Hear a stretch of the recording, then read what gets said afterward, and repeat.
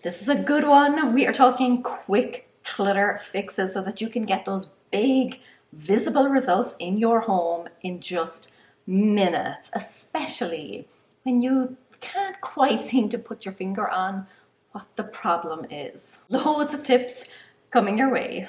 Let's go.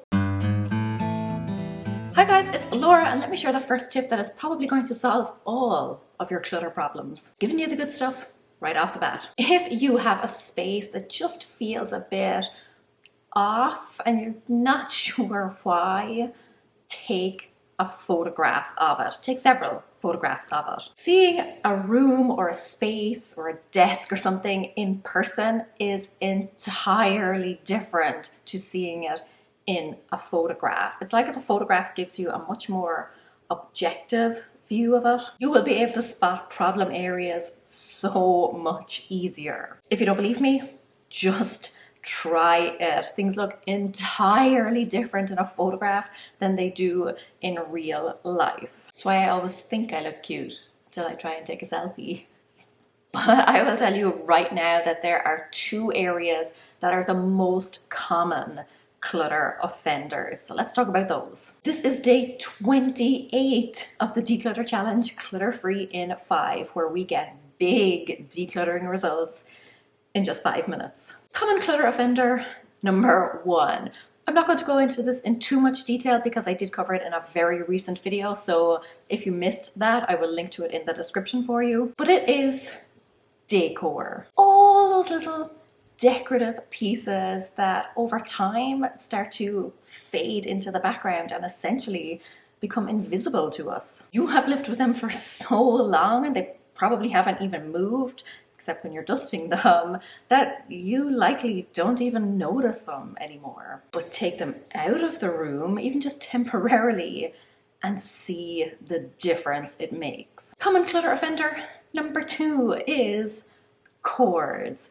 Visible cords, cables, chargers, wires. They're not pretty and they can really detract from an otherwise simplified space. And look, I know you can't always do something about it, but there are some quick fixes that might help. One of them is just kind of like arranging your appliances or your furniture so that it covers the outlet and the wire. Obviously being sure that that's all safe to do. You can also use hooks or tape to like run wires along the back of things. So if you've got maybe a lamp on a desk, you would run the wire like along the back of the desk, down a leg, rather than just having it all hanging down the back. You could also attach a basket or a box or something to the underneath of a table or desk and just put all of your cords in it there, hide them all. That's what I do with my desk. It does make a difference. You could create a charging station inside a drawer. So many options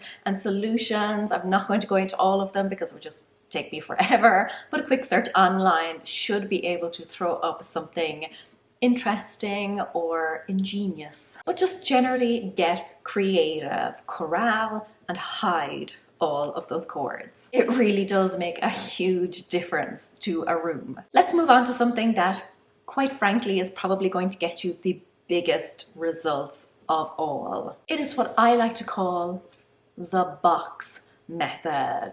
I'm very inventive with the names. But if a space is giving you serious anxiety, then get yourself a large box and put all of the stuff, or as much as you can fit, in there, and then just slide the box out of the way. Instant decluttering results. It's like the physical version of the sorting hat if you watched my video on files and folders. I did this years ago. My kitchen was driving me crazy, and I just, like, for me, if you've been following me for a while, you will know that the kitchen is one of those rooms where if it's messy, I can't settle. And that was the case years ago, and I had a young child at the time, so I was already like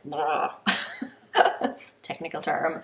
So I desperately needed at the time a really quick win. Then all you have to do is every time you pass by it, or every time you have a few spare minutes, you can pick one or a handful of things out of the box, decide whether or not it is worth keeping them. Like, is it worth the anxiety of having them around?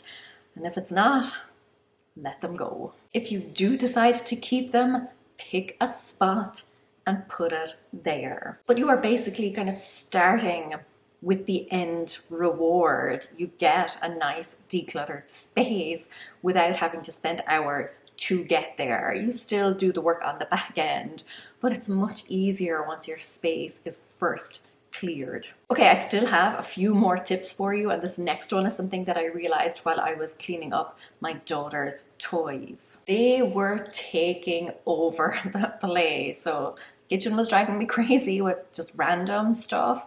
Living room was driving me crazy with toys. They were everywhere, and a lot of it was really big, bulky stuff. So to get those big results and to get them fast, I focused on that big, bulky stuff. And just removing a handful of those items gave me back a lot of floor space as well as mental space. It was glorious. So look around your home at the bigger things, particularly furniture, and see if there is anything there that you could let go. Because even just one thing gone from your home can make a massive difference. Look, you could spend hours decluttering tiny little things in hidden corners and behind closed doors, or you could just get rid of one chair in seconds. And yes, look, you will still get results from all of the small things.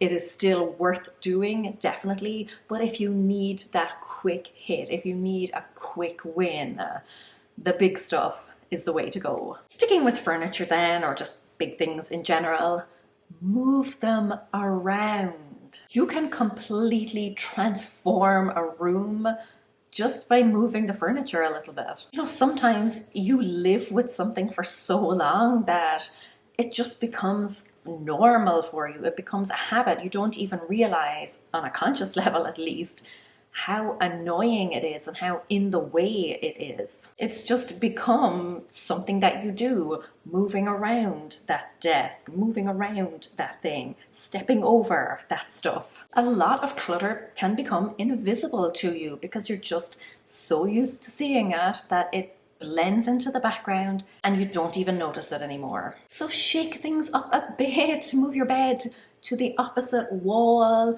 rearrange the configuration of your armchairs and your couch. Now, if you're not sure how to set it up, how things should go, the best way to move things, I have a really great tip for you. Look at where you spend the most amount of your time in that room. You will probably spend 95% of your time in one particular spot. It could be your favorite armchair, it could be your side of the bed. Even if you've got like a massive couch, you probably have one spot that you always go to. So figure out what that spot is and then try and rearrange things to give yourself the quickest, clearest path to that spot from the door. And look, you might be thinking, why would I bother moving stuff around? Like, that's just a complete waste of time. How is that going to help me with a clutter problem? I hear you, but like I said, sometimes things become so invisible to us because they've sat in the same space for so long that a quick shake up, a quick little move around can make us see that space with fresh eyes. Also, if you think about it, really, there is no such thing as clutter. There's just stuff that is in the wrong spot. Cooking utensils spread all over my work desk would be clutter, but not in a kitchen drawer. You know, that spot might be somewhere else in your home, or it could be in someone else's home or a recycling center. But moving things around can give you a really good idea of whether something just needs a new spot in your home or whether it needs to find a completely new home. And then sometimes something will just feel off. You might love something, but for some reason it doesn't quite fit in the room. It's bugging you. But then, because you can't figure out why it's bugging you, you just can't quite put your finger on it, you leave it there because you think, well, there's no good reason to move it. But if it is annoying you, even if you have no idea why, that's still reason enough. Trust your instinct and move it out of that room. You don't necessarily have to declutter it, you don't have to get rid of it, but see if you can find a better spot for it. Listen to what your inner voice is trying to tell you, even if you can't rationalize it, even if you can't think of any logical reason. Just trust. Now, I don't know about you, but when I do a lot of decluttering, like we've been doing throughout this challenge, I don't want any of that work going to waste. I don't want to find myself back at square one in 6 months. So tomorrow we are talking maintenance. You've already got the results. Now it's time to keep them. Gur hef míle maith agam. Agus feici mé sibh sigurtha. Slán. Why is there a toothbrush here?